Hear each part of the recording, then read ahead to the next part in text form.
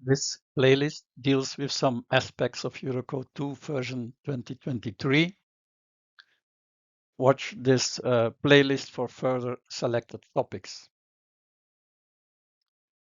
This video deals with clause 9, the serviceability limit state, and it's part 6, the last part, for calculating the minimum reinforcement for crack width control.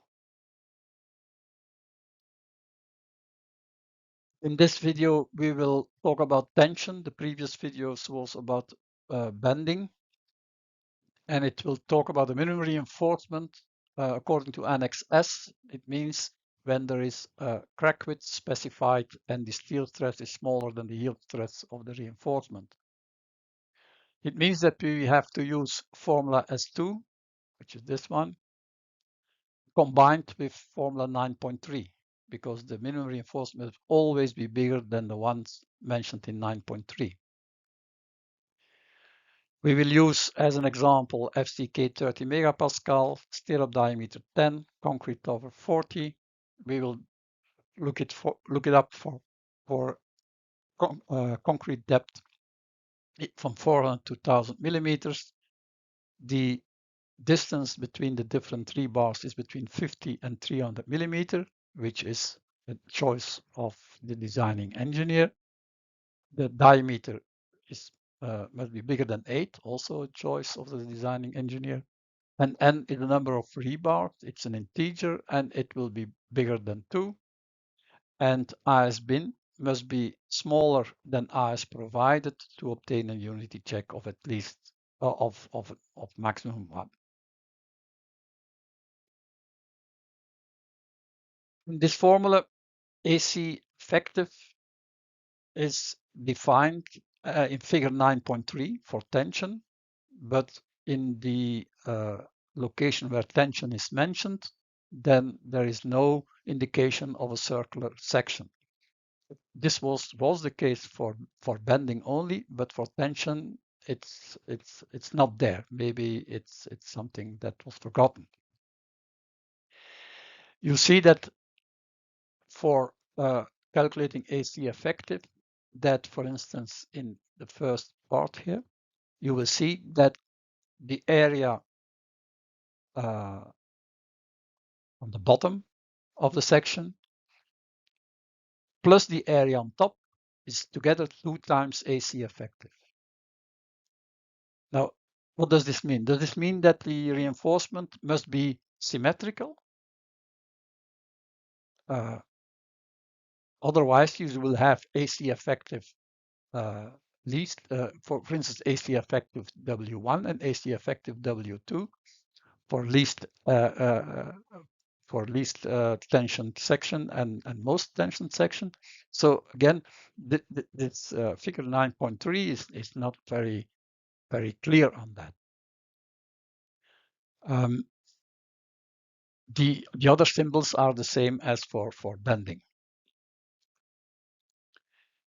For a single layer of bars, which is the first portion of the figure 9.3, AC effective is the minimum of AC effective 0 and 0.5 H. And for n layer of bars spaced SY, SY was indicated on the previous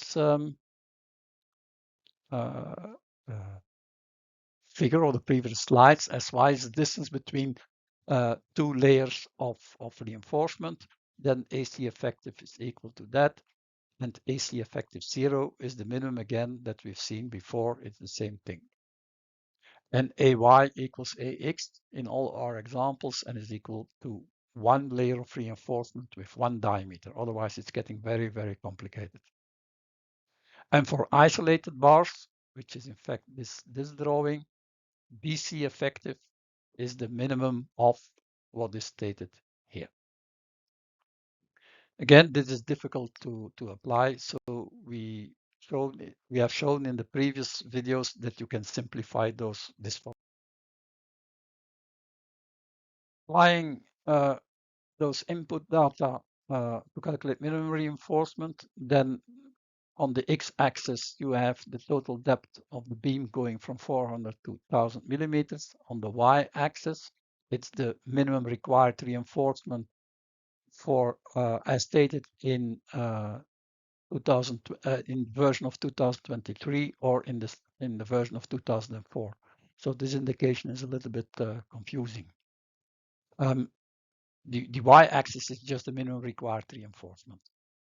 The green one is for 2023, the blue one is for 2004. So you see for a crack width limitation of 0.3 millimeters, you need less, in this example, less minimum reinforcement for crack width control. We increase the crack width limitation of 0.2 millimeters, and then we see again the same evolution that we need less minimum reinforcement in the version of 2023. When we increase the crack limit to 0.1 millimeter, then you will see that for most cases, the minimum reinforcement for according 2023 is bigger than the minimum reinforcement in 2004.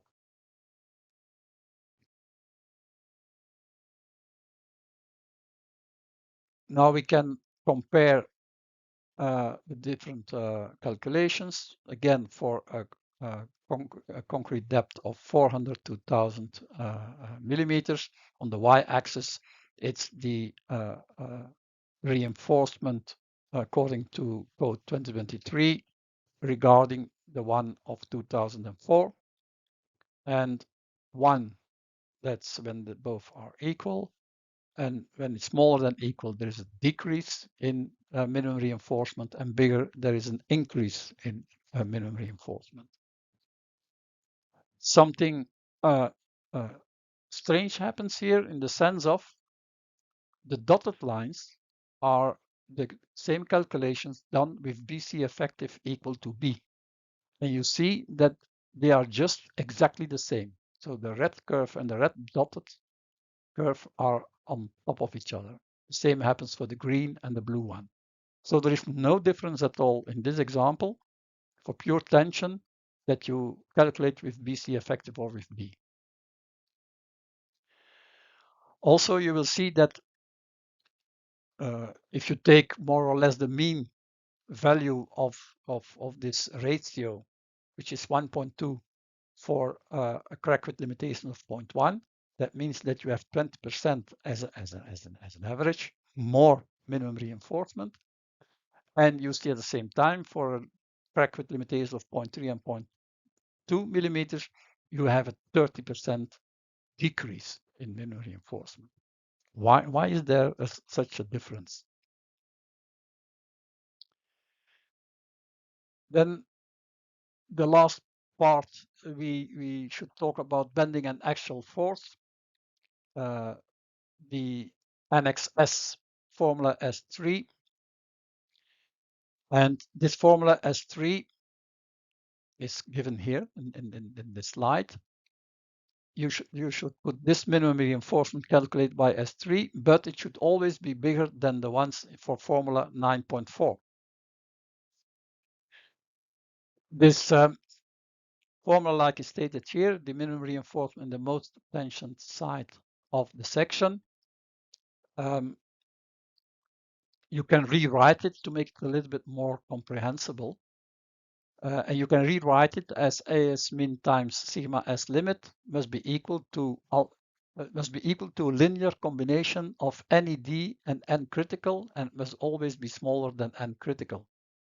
And the linear combination that you make is given by this formula, 0.5 minus 0.4 K FL, and K FL is equal to this formulation. And alpha 2 is 0.8 times. And N critical is the cracking tensile force on the total section. So we define this, it's just my own definition, as AC effective times FCT effective or FCTM. So it's in fact the whole area that is considered AC effective under full tension, FCTF, and that I call the cracking force, of the cracking tensile force. Now this formulation becomes more understandable. Now you see that the minimum reinforcement is in fact a linear combination of NED and critical. And critical is here defined in this formula as positive.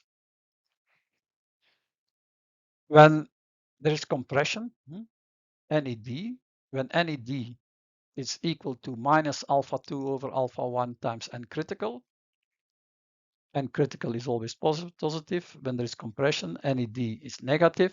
So when NED has this value, then AS min W1 is 0. So this makes it easy to understand what's happening. The formulation of 9.4, we are in this condition that S3, you have to apply it by iteration.